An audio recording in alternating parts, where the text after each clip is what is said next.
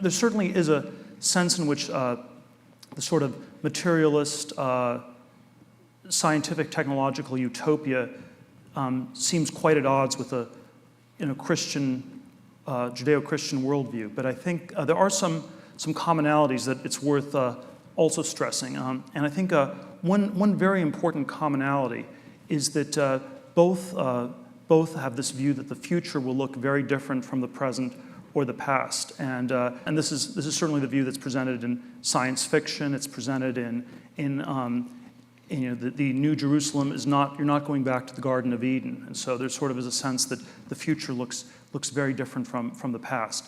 I think that we are living in a society that I think is, people who are Christian often like to complain that it's sort of vaguely anti-Christian in different ways. I would submit that it is at least as anti-scientific and anti-technological. And so if you look at the movies that Hollywood makes, it would be hard-pressed to come up with a single movie in which science and technology are portrayed in a positive light. And they basically show science and technology that kills people, it doesn't work, and you have a menu of dystopias you can choose from. The future will look like Avatar, or The Terminator, or The Matrix, or Elysium. And it's sort of, if you look at the Gravity movie that came out a year ago, you basically want to go back onto a muddy island and never go into outer space.